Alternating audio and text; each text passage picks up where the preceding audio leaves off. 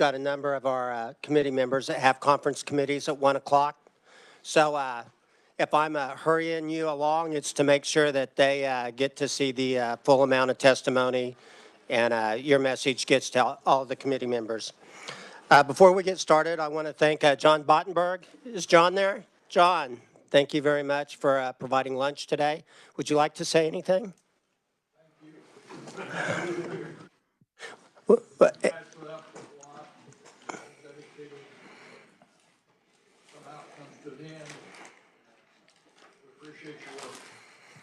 Well, and we appreciate you also. Okay, with that, let's get into the meeting. And first on the agenda, oh, excuse me on that one. I want to recognize Matt from LPA to present the audit on the Veterans Claims Assistance Program. Matt, welcome to the committee.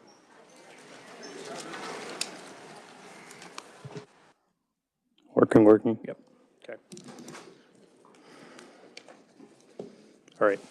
Thank you, Mr. Chair and members of the committee. My name is Matt Fahrenbrook, and I will be presenting our audit on the Veterans Claims Assistance Program. Team members on this audit were Sarah Middendorf and Brendan Smith, and Matt Etzel managed the audit. This audit was requested by Senator Virgil Peck and approved by this committee on April 24th, 2024. This audit had one question: how are veteran service organizations meeting the matching obligations of the Veterans Claims Assistance Program? In short, we found that the Kansas Office of Veteran Services, formerly the Kansas Commission on Veterans Affairs, has allowed participating veteran service organizations to take fundamentally different approaches to reporting VCAP matching obligations, which may or may not comply with state law. To unpack this, I will begin on page 2 of the report by discussing some background information. VCAP was created in 2006 to help veterans navigate the often complex and lengthy process of applying for veterans benefits. Administered by the Kansas Office of Veteran Services, or KOVS, and funded annually by the legislature, the program provides annual grants to veteran service organizations to operate offices in the VA hospitals in Leavenworth, Topeka, and Wichita, and the VA regional office in Wichita. VCAP staff, in part, can help veterans prepare, submit, and track benefits applications and assists with appeals if applications are denied. Veteran service organizations must annually apply for VCAP funding and meet state law requirements that include, but are not limited to, being chartered by the United States Congress, maintaining a presence in at least 50% of Kansas counties, employing VCAP staff as designated VA locations, and providing matching resources to the program is defined by KOVS. Since VCAP's inception in 2006, only 2 service organizations have participated: the Kansas Department of the American Legion and the Veterans of Foreign Wars Department of Kansas, or VFW. The VCAP grant program operates under a reimbursement model that is overseen by KOVS. Figure 1 on page 5 provides an overview of how the VCAP grant works. In general, the VCAP funding model has 2 main components: reimbursements and matching support. KOVS provides VCAP grant funds to veteran service organizations on a reimbursement basis only. Organizations must first spend their own funds on their VCAP operations and then submit monthly reimbursement requests detailing their expenses for repayment. Service organizations are also required to provide matching support equal to a percentage of the VCAP funds they receive, with the percentage set annually by KOVS. In 2002 and 2003, this percentage was 33%, and in 2024, it was 25%. Statute broadly defines matching support as monetary and non-monetary or in-kind support of VCAP. In-kind support is non-monetary support that can be assigned a cash value, such as volunteer work. It is important to emphasize that service organizations do not pay KOVS in any way to meet the matching requirement. They provide matching support directly to their VCAP operations.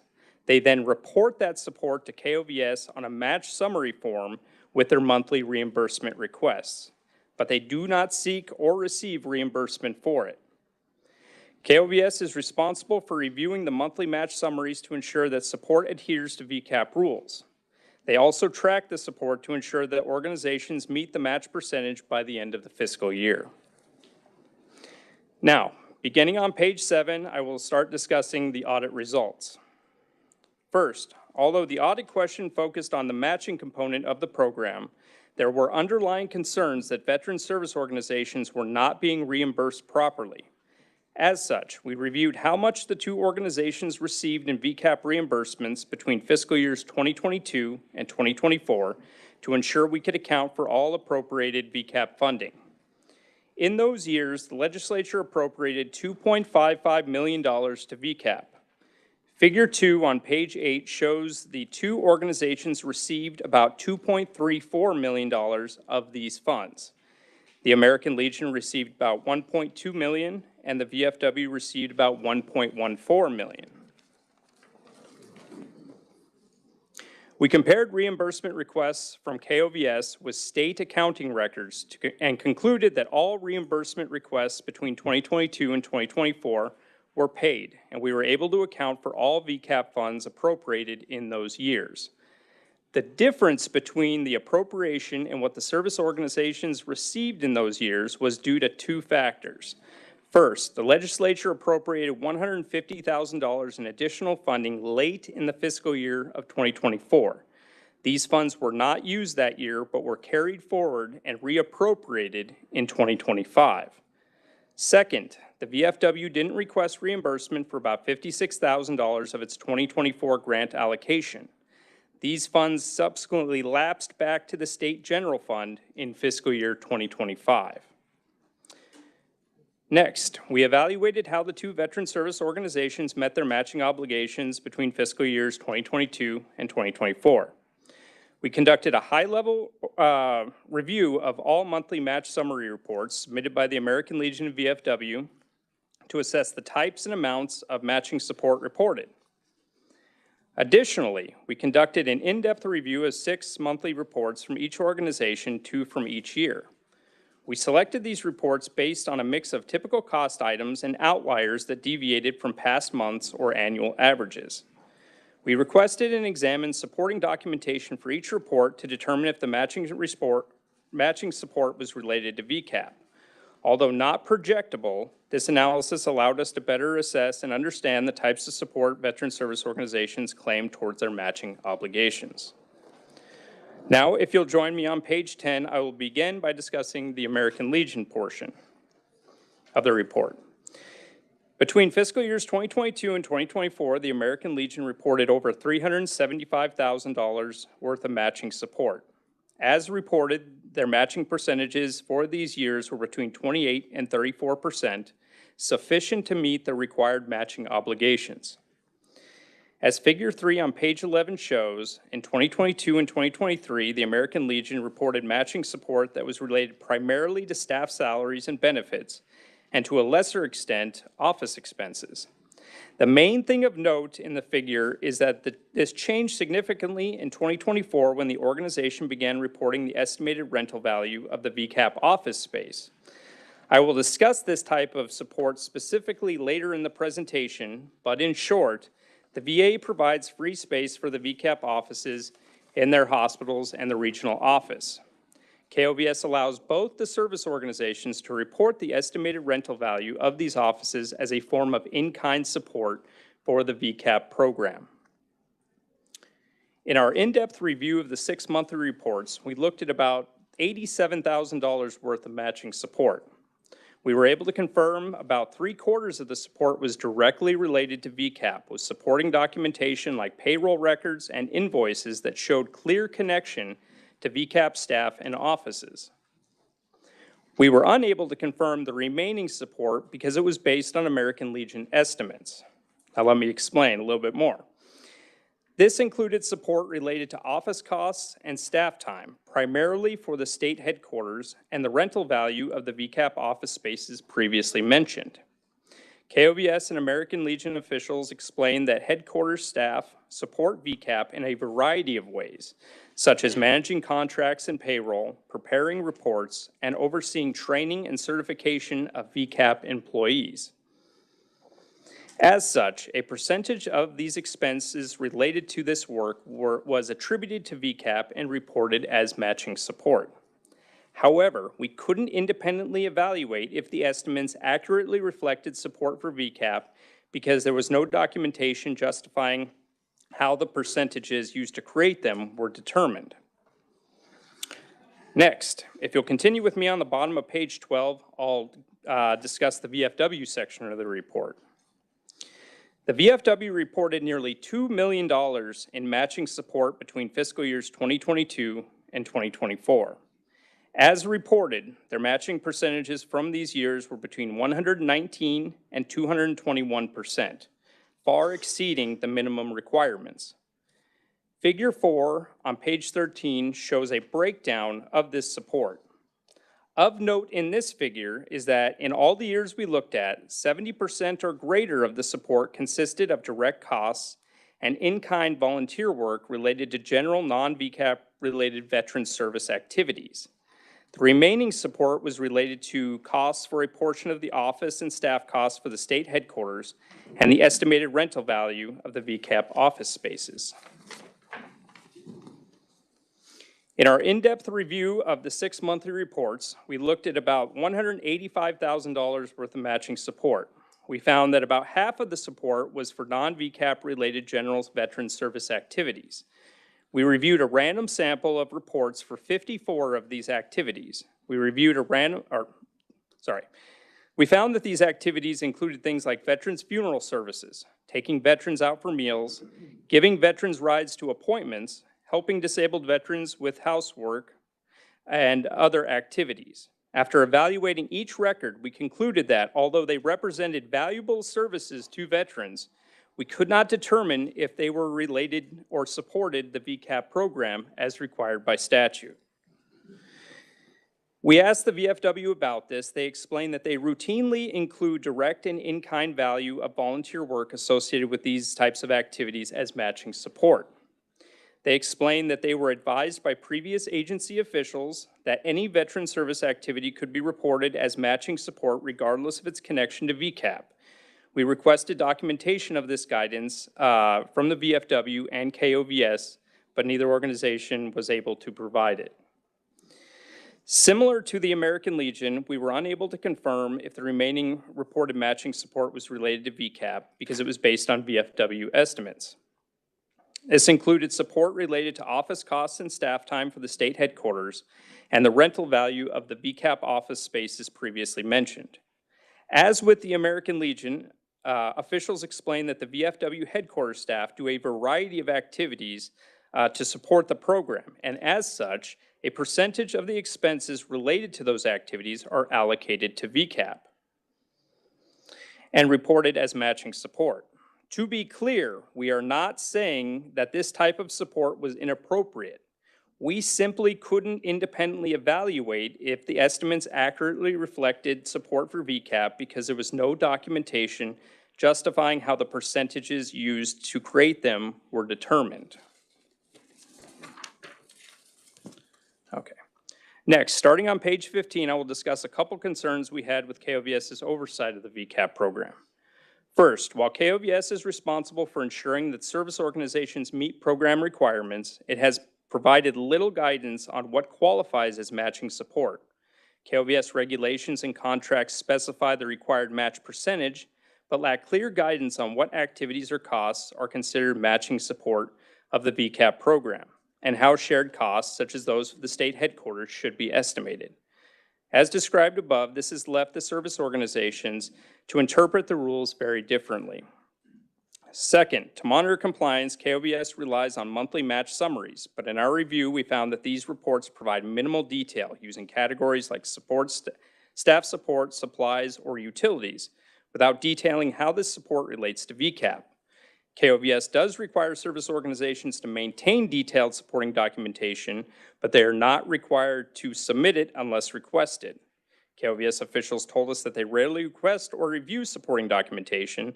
They instead rely on staff's professional judgment and conversations with the organizations to address questions and determine if matching support is allowable. Officials told us that generally month to month, the types of matching support claimed have generally not changed since VCAP was created. However, without reviewing the supporting documentation, KOVS cannot ensure that matching support is allowable, and this could increase the risk that compliance issues will not be caught and corrected. Finally, on page 17, I would like to circle back to the issue of the claiming of in-kind matching support for the rental value of the VCAP offices. To reiterate, the VA provides free office space to the VCAP program in their hospitals and regional office. The Veteran Service Organizations estimate the rental value of these offices based on what they think they'd have to pay for similar offices in the cities where they're located. They then report the estimated value as their own in-kind matching support. KOVS has allowed this practice for at least several years, and they recently advised the American Legion in 2023 that they could also do the same thing. KOVS officials told us that they consulted with the Kansas Attorney General's office in 2023 about the legality of the practice, and in an email exchange between KOVS and the AGO's office provided to us, AG officials advised KOVS the practice was ethically ambiguous but not technically prohibited due to broad legal interpretations of what in-kind support could be. We agree that the provision of free office space for veteran service representatives is an in-kind support related to VCAP, but statute states that matching support shall be provided by the veteran service organizations, and it is unclear whether statute allows the veteran service organizations to claim the VA support of VCAP as their own, or if this is what the legislature intended when they created the program. As part of this audit, we made several recommendations to KOVS. Those can be found on pages 18 through 20. And at this time, I would be happy to stand for any questions. Thank you. Do we have any questions for Matt? Senator Thompson. Thank you, Mr. Chair. Thank you, Matt, for the audit. Does legislature play a role in setting and defining this, or is it Veteran Services, KOVS, that defines what the requirements for the matching are? Are you referring to the percentage or the whole thing, or? Well, like the certain statutes refer to that, but it appears that the AG's office was unable to really determine. They thought it was more of an ethics deal than a statutory deal, and whether or not we need to be able to be more concise in statute to fix some of these issues. So statute is very broad on this matter. It gives KOVS the ability to set the match percentage each year, which they do. But in terms of defining what matching contributions are, it just says that that organizations shall continue to provide monetary support for the Veterans Claims Assistance Program. That's it. And I believe it, yeah. So the in-kind is also quite vague, it appears. It is. Yeah, okay. Yeah. All right, thank you, sir. Senator Tyson. Thank you, Mr. Chairman. Thank you, Matt, for the report. I want to compliment you on the recommendations. I just want to let you know, I don't usually see them in that great of depth, and Thank you. And very much appreciated. And Thank it was you. nice to see that the agency does concur on all of your recommendations. Thank you. Thank you. Any other questions? Senator Holster. Thank you, Mr. Chair. Thank you, Matt, for the presentation. My question goes to, on page 15, it says statute says the match must be in support of VCAP, but does not define what qualifies as that support. My question is just this: has that statute been the same since inception in 2006? Is that correct? So it has been in there as some form. The language that's in here right now is actually 2013. So the language has changed periodically over the years. But there's always been some form of expectation that the veteran service organizations would provide support for the VCAP program. Thank you. Yes, of course. Yeah. Anything else? All right. Thank you very much. Okay, thank We'll go to our next conferee, Bill Turner with the Kansas Office of Veteran Services. Welcome to the committee, Bill.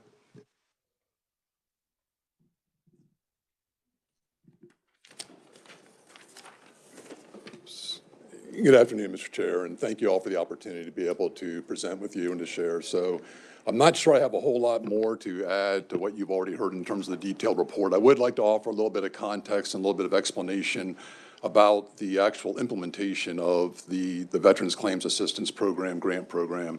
So as was stated, this was initiated back in 2006. Our mission as the Kansas Office of Veteran Services now is largely focused on informing, educating, and assisting veterans with access to benefits and compensation, as well as various services that are available to them that they have earned through their service to our nation. And so that's kind of the core foundation of what we do. Our agency as such, we are focused in three areas largely. The foundation of what we do is this service to veterans, helping them with the services and the benefits and the compensation. That serves about 182,000 veterans, and when coupled with their dependents, probably upward of over 300,000 residents of this state. So roughly about 10% of the state is comprised of these individuals and families.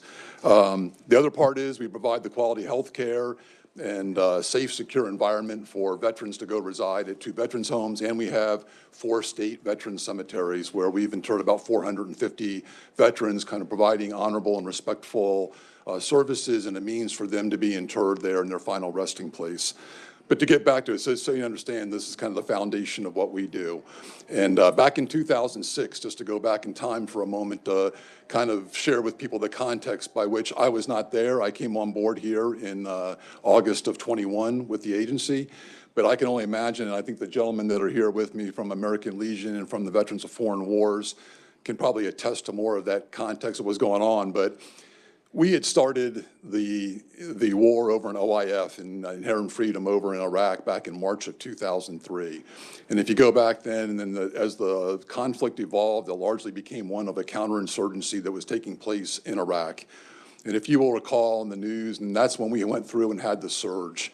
And so it was about 2006 when I believe it was General Petraeus then at the time was the commander of forces over there, and they instituted this new strategy, and we surged forces in there to have a presence throughout the state of the country there in Iraq, which really constitutes a non-contiguous battlefield where you had threats in front of you, behind you, to the side, and throughout that area. And so I think that when this was established, this grant program, it was done in that context. And there was a recognition that we were going through repeated deployments, that we were going to be there for a period of time. Our National Guard and our reserves are being mobilized on a continuous basis to roll through there.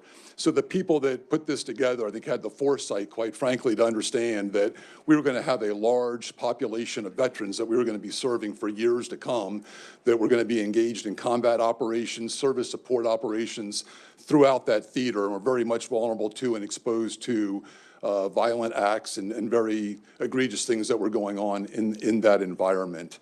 And so as such, I believe that's when this got started. And it's about a 50-50 split right now between, in terms of resources available. Our agency provides folks throughout the state that operate out in rural areas that are geographically positioned.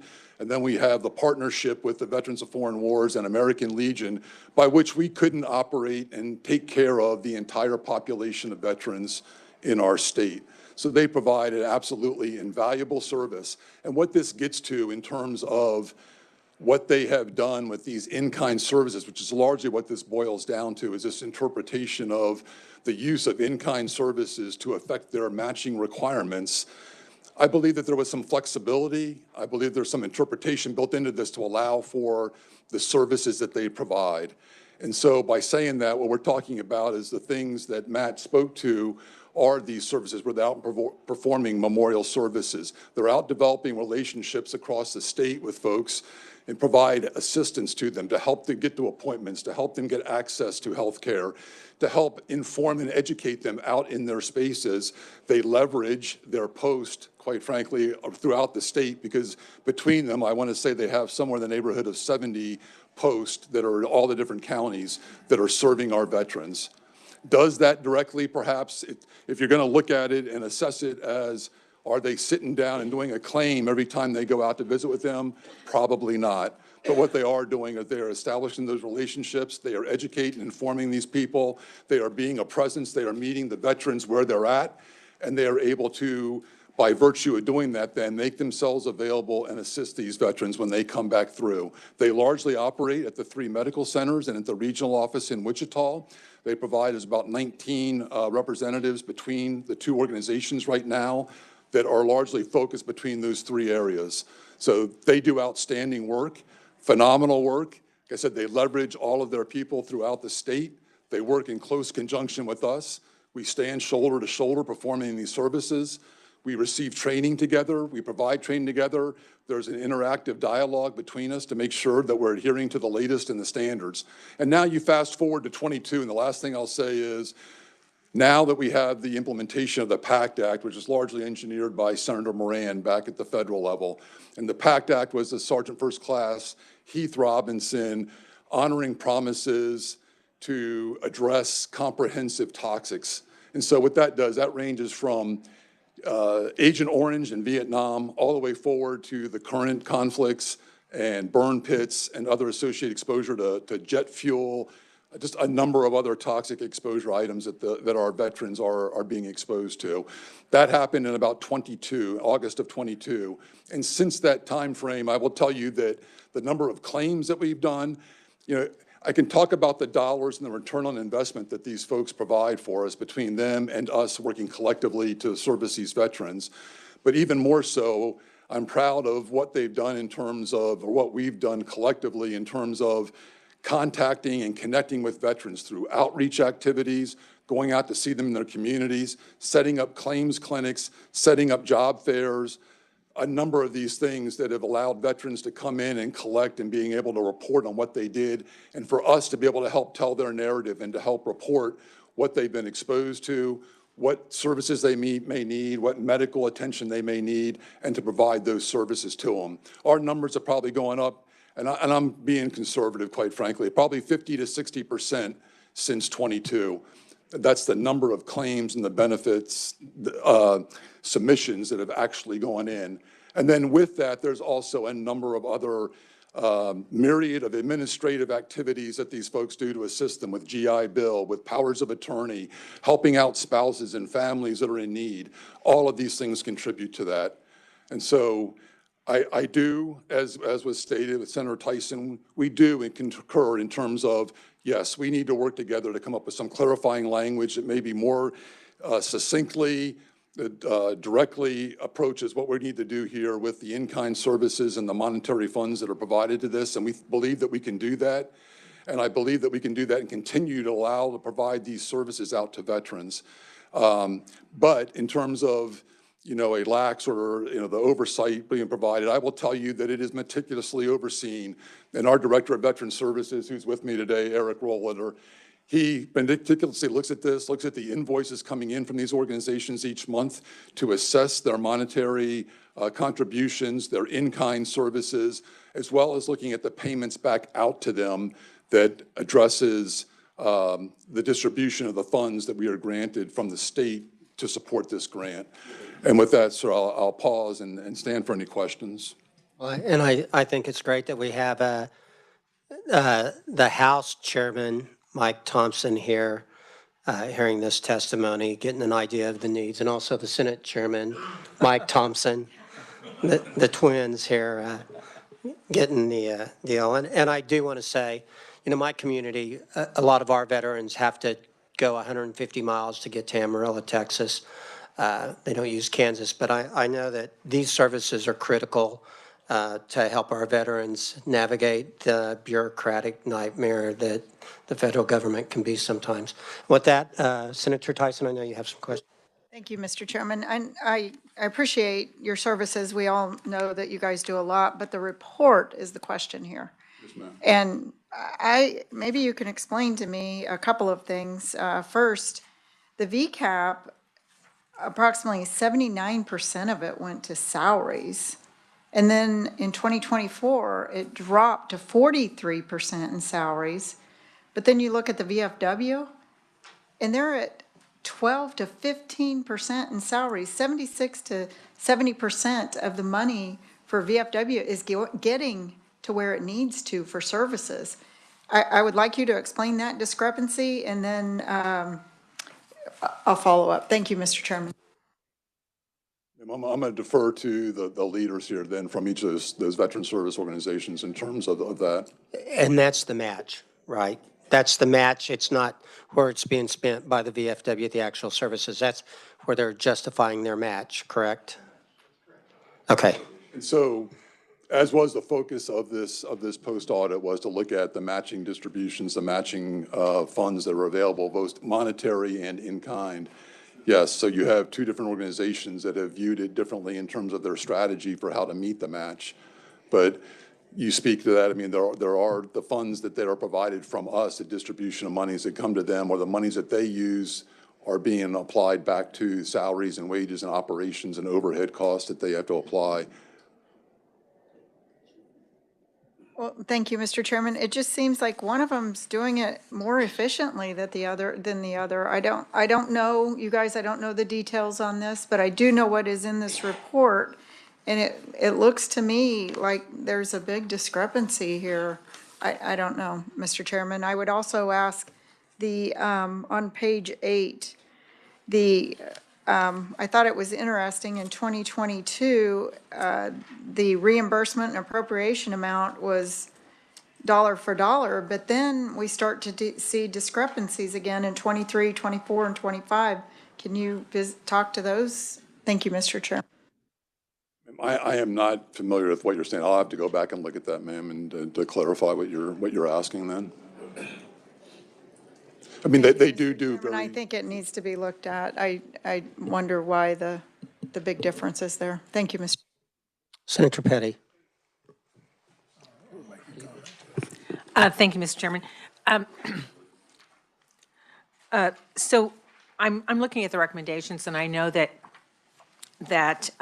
you did agree with the recommendations, but I am somewhat curious on number 1, when it talks about provide written guidance.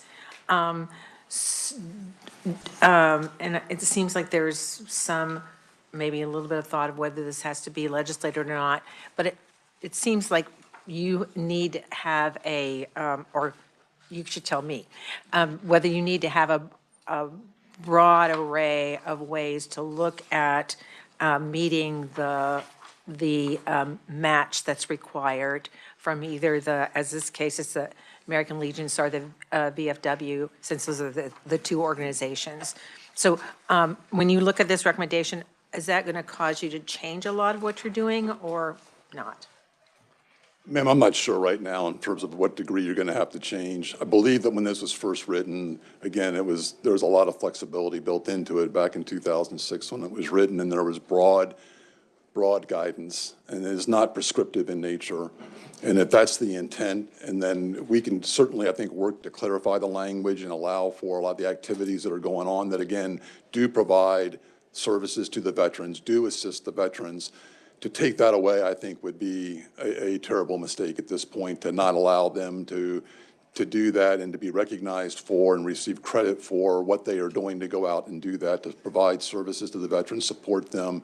And then, and to a large degree, they do turn around and are providing, the assistance for benefits and compensation. Just as a follow-up, but under the recommendations, is that going to change in any way the guidance that you're going to give to these organizations about the activities or the costs that are allowable? I think we're going to have to go back and do that assessment, but to modify that language, I think, and to provide that guidance so that it's clear and not less ambiguous. Thank you. All right, let's go ahead and listen to the last conferee.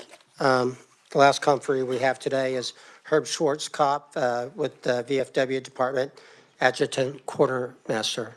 Welcome to the committee, Herb.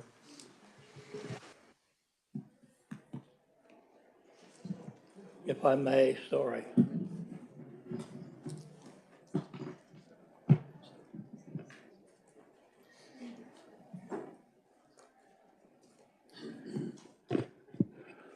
I'm Herb Schwarzkopf, Adjutant Quartermaster for Kansas VFW, and I want to thank you for Mr. Chair, Vice Chair, Ranking Minority, and Committee. I want to thank you. I brought along some stuff I want to pass out a little bit that will help clarify these questions. And If I may, I'll just give you a quick brief history. It's in my rebuttal, but I think you need to hear it because I don't think, I saw him pass it out. You didn't have a really good chance to read it. And so I'll give you a quick brief history that will help cover this. And I won't read it all. I'll just kind of go from history and spot it. We used to have service officers prior to 2006, but in the executive director, it was KCVA then, George Webb, they were state employees, and he said, if they're going to be state employees, they're going to be my employees. So he said, no more VFW, no more American Legion. And our bylaws say that, I know Jimmy's, and our bylaws say we'll have service officers and state service officers. And so we got some, VFW and American Legion went together, and Candy Ruff from the Leavenworth area and Ralph Osmeyer from out west, he defeated me in election, in fact, was the two we went to, and we started drawing up this VCAP. There's a few of us in this room that I'm not going to age it. I know there's at least one representative here that was there back then and stuff. So we started to work on a program for the VCAP, eventually called VCAP. And so I'll just fast forward a little bit. So we got together, legislators, some of the legislators said in the bill should have matching funds. And we said, we don't have any money. That's why we're coming here. We don't have any money, we can't do any matching funds. And one of them said, could you do service work? And the VFW said, we already do. The American Legion said, yeah, we go out and do stuff too. We bury our dead and stuff like that. And they said, do you have a reporting system? The VFW said, yeah, we have a crude one. We've got a crude reporting system and so forth. And so that's how it got started. They said, well, if you do take care of your people, Candy Ruff's comment was, this bill will financially and environmentally help the veterans. Now, I realize by today's terms, if you read it, by today's terms, it didn't come out that way. But they considered VCAP to be anything that was helping veterans. That was their terminology. You go out and help veterans in their community, and the VFW has 4 parts of their reporting system. And that's community, veteran service, legislative, and youth. The legislature, and I'll get to that in a little bit, when we went to the Attorney General, they said all 4 of those could be used. We said, this is a veterans grant. We just want to use one of them. We just use the veterans one. It should be sufficient, and it is. And so that is what we did. We went, and that's how it was started. And because I was there, wasn't part of the principals, but I came up several times, sat there while they drafted it up. We were allowed to ask questions and everything. And that's how it started. And that was ironic that in 2006, our reporting system, our junior vice commander is in charge of approving these reports. I was junior vice commander that first year in 2006. VFW and individuals have spent a lot of money and time getting reporting systems that would work and be reliable and everything else. Every year we have to pay to get our program and everything else. So I just want to fast forward to 2012 to give you some examples. The amount of money allocated to the VCAP program was $500,000, or $250,000 for each VSO. Shortly into that year, and then I had been moved to my present position, quartermaster, in February of 2012. And early that year, Governor Brownback, sorry, I'm nervous. Governor Brownback cut nearly every agency 10%. That's $25,000. I got elected interim on February 17th, and a week later we get notified he's going to cut us another 10% of the original. I don't have enough money to pay my people the rest of the year. So I went to Wayne Bullock, and this is where we will refute the training, and I'll get there. Wayne Bullock, and I said, Wayne, he was deputy director of the KCBAO. And he said, let's go see the governor. So we went to see the governor, and I took, it wasn't as refined as it is now, but it was crude documentation, showed him what we were doing, and he says, that's what's supposed to be done by my interpretation. He says, I'll restore the two service organizations back to their full amount if you keep doing your service work. Now, I know it's only my word. Some other people don't want to believe my word, but it's only my word and stuff, but I was there. That I physically went about. And then in June, I was reelected. And then Wayne Bullock came to me and they refute there's no training. Oh, yes, there was training. Wayne came to me and he said, I was waiting to see if you were reelected before I spent time to train you. He said, I need to train you here. Herb, I'll be able to pass around attachment F. This is our matching funds I have to do for each month. This is for last month. I did not draw this up. The legislature at that time, at the beginning, with Wayne Bullock, he was there at the beginning, drew up attachment F. We added a couple things for ours part of it, the Veteran Service Report that we do, that's our matching funds. The rest of it was drawn up, we added that, and it was approved. And we took this to the Attorney General, and they said, Herb, because all we were turning in the beginning was the cost, which was dollars. My mouth is dry, sorry. And hours and mileage. And they said, you have to attach a value to these things. And they said, it was just an itinerary? Yes, it was. We sat down and they said, what's the value of this? And we'd looked at different values.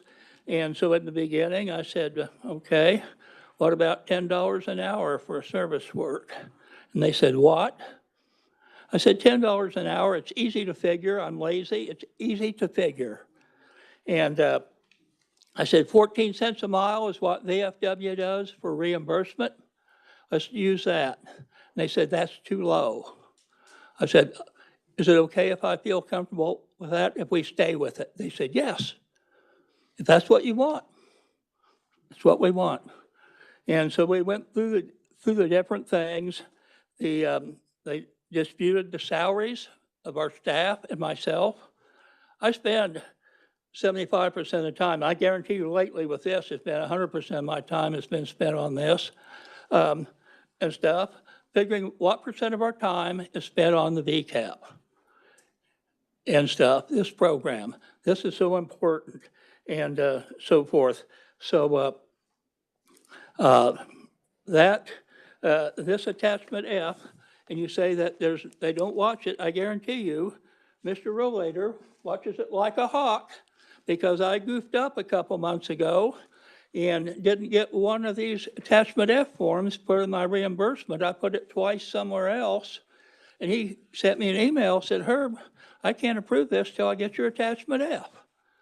So you can't tell me that there isn't a good watchdog there watching things. And so I'm going to pass this around. You can take a quick look at attachment F. And this is a copy of each month's reimbursement that we have to do. The hours of time that reimbursement that we turn in to get our funds back that we spent. I'll pass this around for you to look at.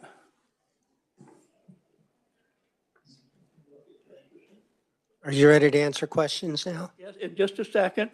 If you will allow me to, just a few more minutes. I just wanted to say that the case, I don't know what they expect. We receive good training. I've been there since 12. If they expect that we should be trained every year, I think it's a waste of time. I go out and pass that on. But I wanted to answer her question. First, I lied to you. I was going to answer it first, and I did not. And it was on page 8. And the difference in that amount, that bill in 2024 wasn't passed until April, and it was retroactive back to the start of the fiscal year. But as a responsible quartermaster, which is treasurer for layman's, how can you budget to spend $75,000, which is our share? How can you budget to spend it when you don't have it yet? And so we didn't budget that. And so when we got it, when the legislature passed that bill, I want to say late April, May, then we're going to get the money in May and June. I'm not going to go out and just spend it. We're not going to spend frivolously. And we were under the impression that we could carry it over. I kind of need to wrap up and get some time in for questions because we're going to lose about half the committee in a few minutes. Okay. If we don't get going on that. So does anybody have, I'll take 2 questions for the quartermaster if anybody has one at this time. Representative Holscher, Senator Holscher.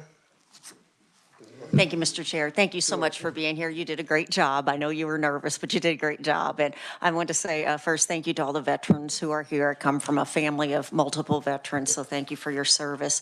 I appreciate you outlining, those different procedures that you have in place and the cross-checking and everything. And, sometimes I wonder if maybe just because it's done differently than what some people have envisioned, that sometimes that brings forward more scrutiny. But then I go back to, again, what it says on page 15. Statute says match must be in support, but does not define what qualifies. So it sounds like we, have left a lot of things to professional judgment and expertise in your area. So would you like to expound upon that? Just a little bit, because I know time. I'll just say that I didn't set the rules, and I don't interpret them. That's why we went as we did to the AG and everything else, because I wanted to know how to set values and what they felt was appropriate and everything. And all I followed along is under their guidelines and the legislature, the beginning legislature under Candy Ruff, Ralph Osmeyer and that committee back then. That's what we've done to do that. That's the main thing I can say is we went through, and I can't answer on the other side, but that is what we tried to follow. We had that where we could make it work. Like I say, our communities and the veterans in the communities through their environment are greatly benefited by the things we do. Okay, Senator Thompson. Thank you, Mr. Chair. Thank you, Herb. I appreciate it very much. This is more of a comment than anything. Our big concern is we can evaluate how these matching funds are being utilized. And if we've got one organization interpreting one way and one the other, you look at these 2 different graphs between the VFW and the American Legion, you get a completely different idea of what you guys may be doing essentially the same thing, but from our standpoint with regard to being able to evaluate whether or not these matching funds are being used correctly, we need to have a standard amongst the organizations. So my recommendation, Mr. Chair, was maybe in a year, and Chris can chime in on this, that we get a report from KOVS and where they circle around with you guys and try to come up with a conforming set of rules so that you understand what the rules are for spending the money for the matching funds to qualify for those grants. And that way, the legislature, we have to appropriate this money. It would make more sense to us so we could evaluate it on par with different organizations so we know exactly how those funds are being, not that we're doubting that you're doing your job, because I think you are, but we're getting a very different picture of how these funds are being spent. It sounds like to me, Senator, we need to do some statute cleanups also. It seems like the statutes maybe aren't in line with practice, or if that is what we want, we clarify that to the agencies. Thank you very much, sir. I'm sorry. We're going to. Did I get your answer halfway answered? I'm sorry. I will. Mr. Chairman, no, you did not, and the documentation that you handed around was 2025. Yes. That really doesn't help with the audit that we had, because 2025 wasn't covered. I was just showing you. It was previous years. I get it, but obviously there's a disconnect on how these funds are being managed, and some people, we wouldn't be here with an audit if there wasn't somebody that didn't agree with your statements. So I appreciate, I think also could we talk to the revisers and make sure that we don't, sorry, Tamara, to add to your workload, but that we don't drop the ball on this. If it is a legislative obligation, that we make sure that we get some language for this committee to present next year. Thank you, Mr. Chairman. Yep. And I'm sure Tamara can look at that. You know, if it's something we need to introduce, I mean, that's fine, but hopefully the Veterans Chair is here and your Fed State Chair is here, and they understand the importance of it. So with that, thank you very much. Sorry to cut you off. I understand. We got more stuff to do. Thank you. All right, next on the agenda is KDOT Cost Share Drag Strip Project. Sarah? Welcome to the committee.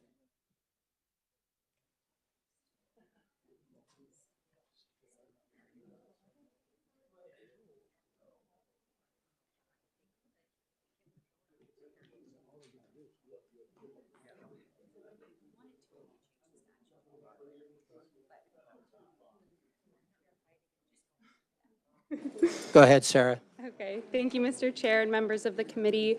My name is Sarah Middendorf, and I will be presenting a limited scope audit of the Kansas Department of Transportation's response to Great Bend's historic drag strip cost share project. So if you turn to page 2 of the report, you'll see that the question we were asked to answer was, what steps has the Kansas Department of Transportation... Oh, I don't know. Do I just... I think it's on. It's blue. Do I need to move closer? There we go. Can you hear me? There's a blue light on. Okay, good. All right. Does anybody want me to start over, or you're okay? Okay. On page 2, the question we were asked to answer was, what steps has the Kansas Department of Transportation taken to respond to shortcomings with the Great Bend Historic Drag Strip project? And the short answer to that question is that KDOT officials have not clawed back funds related to the project because they want Great Bend to get the track back into racing condition. I'll go over some background first to help understand where these concerns stemmed from, and if you're following along in the report, I'm on page 3. So KDOT created the cost share program in 2019 to help fund all types of transportation projects in local communities. In the fall of 2019, KDOT approved Great Bend's application to reconstruct the historic drag strip and shutdown area. The $1.19 million was about 75% of the project's total construction costs, and the city of Great Bend was responsible for the other 25%.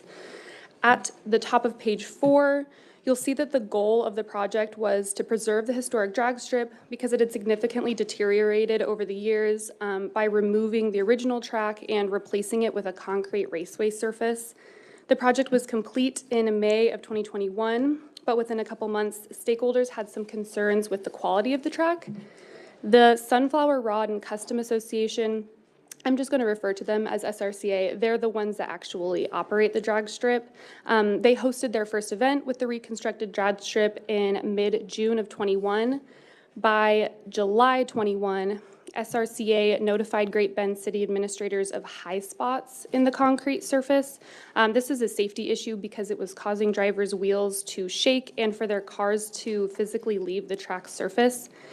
Great Bend and SRCA worked with the construction company contracted for the project and another company to perform grinding operations to try and flatten out those high spots.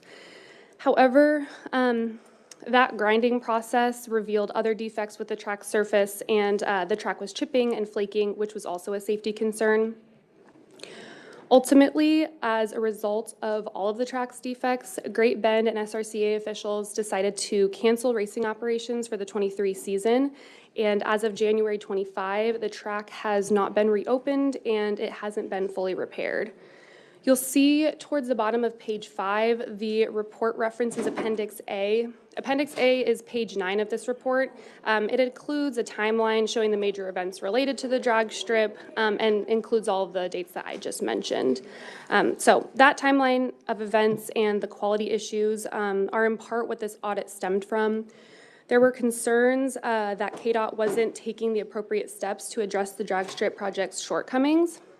So in this limited scope audit, We reviewed the contract requirements for KDOT and for the City of Great Bend to evaluate who is responsible for what and what KDOT was authorized to do if those responsibilities or requirements were not met. And for those following along, the very bottom of page 5 is where we start talking about KDOT's response to the project's shortcomings. So under the cost share program contract, the City of Great Bend had the responsibility of overseeing the drag strip project. So things like making or contracting out adequate design plans, providing appropriately qualified personnel for things like construction engineering and necessary inspections, and maintaining the project after its completion. Those were all Great Bend's responsibilities. KDOT's primary responsibility was to administer the grant funds to Great Bend. They were also responsible for checking that the city got appropriate sign-offs, but really administering the grant funds was their primary role. At the bottom of page 6, you'll see the contract authorized KDOT to recapture cost share project funds if the city did not use the project as intended for at least 10 years after the project's completion. So according to the contract, if the use as intended requirement was not met, KDOT could recapture the cost share funds based on a sliding scale formula, depending on when the contract was violated. So for example, KDOT could recapture all of the cost share funds if the contract was violated within the first year of the project's completion, but could only recapture 10% of funds if it was violated in the 10th year of the project's completion.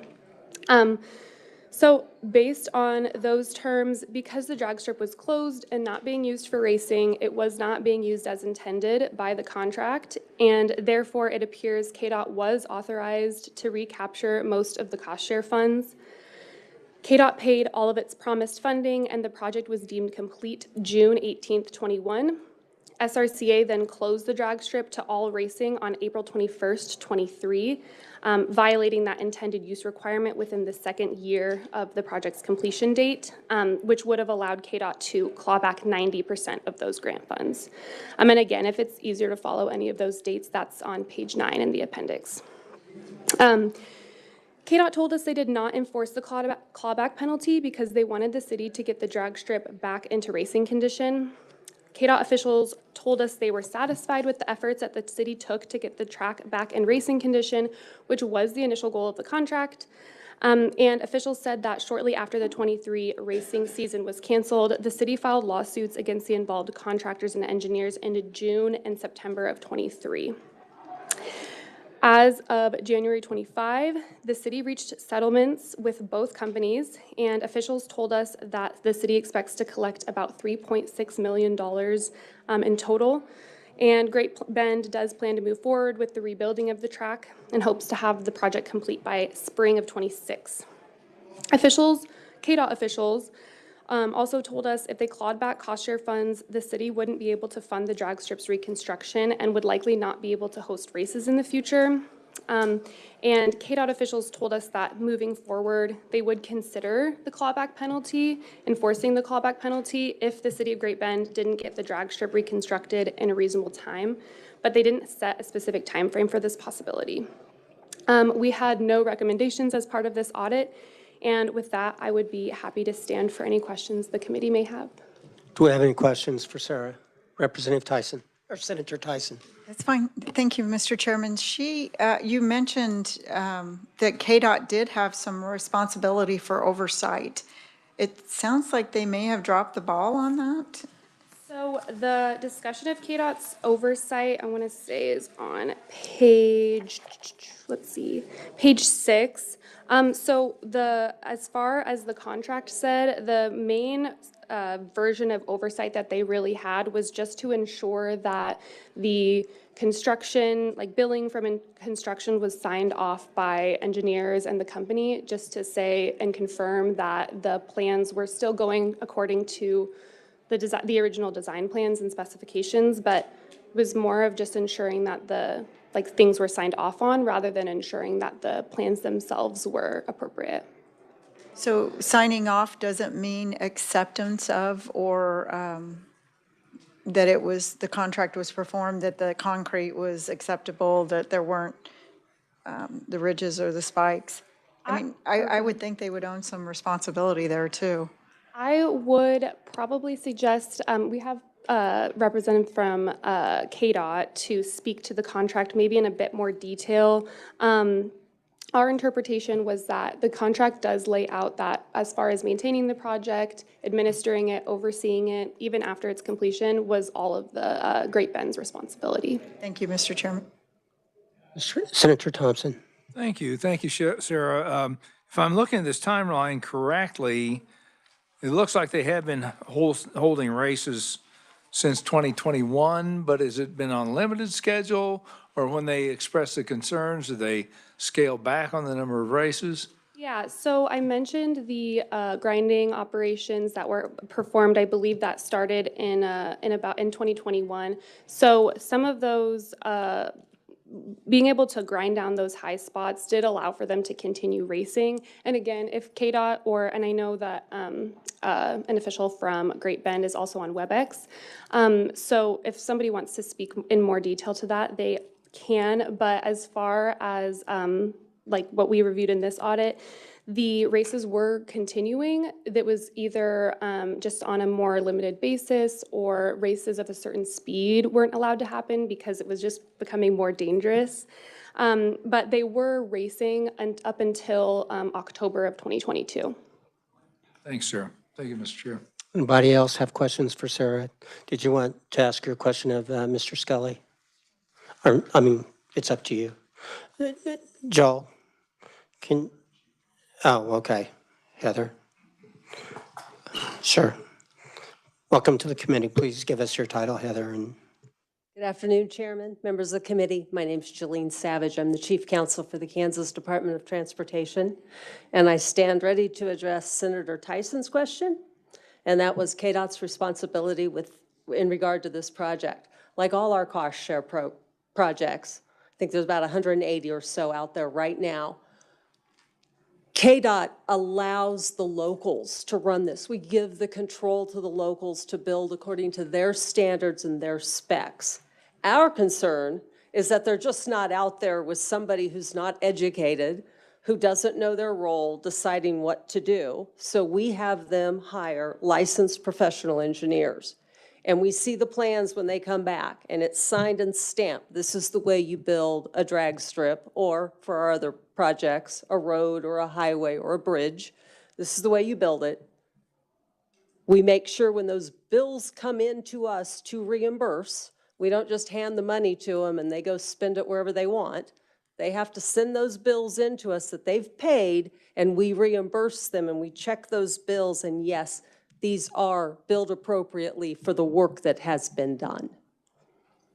So, Mr. Chairman, this just isn't a problem with KDOT, it's also with the IT systems. We contract out and we manage those systems, and if it's shoddy work, we're not holding anybody accountable.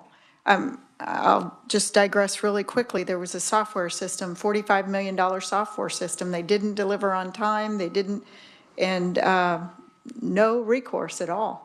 And it feels like we're starting to go down that slippery slope with KDOT. Thank you, Mr. Chairman.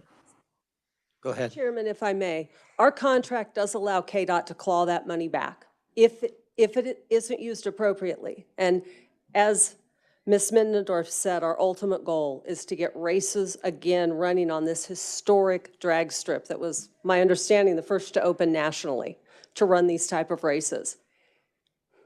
In my conversations with City of Great Bend, and Ms. Middendorf did say they are on WebEx, if KDOT were to ask for our 1.2 or our 1 million or whatever that percentage may be back, when they're trying to build a $5 million drag strip with the 3.6 they have now collected from the people who were at fault, or the people they alleged were at fault. I don't believe anyone's agreed that any fault occurred anywhere. This drag strip probably wouldn't open. KDOT will be watching this. If the drag strip doesn't open, we've got that clawback provision available to us. Okay. Any other questions? All right. Seeing none, thank you very much. Does anybody else have any questions for anybody on this? All right. Let's move on to the consent calendar real quickly. Kristen, can you run through the consent calendar? Thank you, Mr. Chair and members of the committee. So if you'll turn to tab A, I'll go through the consent calendar, and there are several items on here that you're used to seeing, and then one that you don't get every single time we meet. So the first item on the consent calendar is approval of the minutes, which you can find in attachment A. Those are from when you all met on March 3rd. Then we have acceptance of the performance audits that were presented today. So that would include Matt's presentation on the VCAP program and then Sarah's presentation on the cost share program in Great Bend. And then the third item is the one that you don't see each time, and that deals with approval of limited scope audits. So the Chairman Francis, has preliminarily approved 3 limited scope audits that are shown in attachments B, C, and D. A reminder, any member who has an objection to a limited scope audit can state that objection in the form of a motion to remove it from the list of approved audits and treat it as a regular performance audit. But I'll give a quick overview of the 3 proposals. So if you turn to attachment B, that's the first of the 3 limited scope audits. The question that it would have us review is how much state general funds has the state recovered due to the direct work of the Office of the Medicaid Inspector General, and how many of the office's investigations have resulted in a prosecution. And that was requested by Senator Petty. The second limited scope audit is in attachment C. It would have us answer the question of what types of spending did the Department of Commerce allow recipients to include as planned matching contributions in their base 1.0 and base 2.0 grant award agreements. And this proposal was requested by Representative Williams. And then the third limited scope audit is what's shown in attachment D. We would be answering, why did KDADS change how it contracts for Aging and Disability Resource Center services? And this proposal was requested by Senator Billinger. All right, committee, we're going to pop through these things real quick. First, would anybody like to abstain from approval of the minutes because they weren't here? All right, the next thing I want to make sure everybody has an opportunity to do is there a motion to object to any of the consent calendar items? That would be primarily these 3 limited scope audits. If you want to object to one of them, we can pull it out and have a separate discussion on it. Otherwise, we'll consider the consent calendar approved. Is there any objection? All right. Everybody understand what we're doing? I know Senator Petty was a little confused last month on one of those items. Okay, we'll consider the consent calendar approved. I want to real quickly go out of order. We need to talk about the next meeting date. It's on, is that right, April 9th, the day before we return for veto session. Is that good for everybody? We know how hard it is to find time. Also, what time of the day does everybody want to do this? I'm the only guy that has to drive 6 hours to get here, but in my service to you guys, what time works best for you guys? I don't want to do, well, I can do 9 in the morning, heck, if I'm already here. You know, do you guys want to do it like how many hours is it going to take, Chris? It's a long one, right? No, I don't think so, Mr. Chair. At the moment, the schedule is in tab B of your notebooks. We'll have an IT security audit, so 20 minutes for that, roughly. How are we looking on base? Is that going to make August 9th, April 9th? That's probably the only audit, and then it's pick topics. So it's We might need to do this security awareness training then, since we're so far. Do you want us to go ahead and do that security? Okay. I mean, do you want us to do it without you? You'd like to be there for it. So can we also move that there where we've got a little more time? I know, I'm sorry about that, Bob. So half an hour for security awareness training, 20 minutes, 20, 30 minutes for the IT security audit in executive session, and then time for you to select topics from the list of all the topics. 2 hours, 3 At hours? most, at 2 most. hours? Yeah. What time, what's the will of the committee as far as the time? Senator Tyson. So, Mr. Chairman, if you want to go ahead, I'll just watch online the security. I don't want to hold off. What's everybody else got to do? I know we've got to be on the floor at 2. Okay, let's try to put that off till this where we won't have conflicts. Everybody want to try to meet at noon, or do you want to do something like 3 o'clock or 2 o'clock? Come in and then they're gonna stay that night anyway. You want to do 2 o'clock good? Or 3 o'clock? 2 o'clock. 2 o'clock, all right. We'll plan it on 2 o'clock on the 9th, all right? I'm sorry to hold everybody up, and thanks for staying. Is there anything else for the committee? We're going to go ahead and put off that security awareness training so more of us can be here. All right. If there's nothing further for the committee, we're adjourned.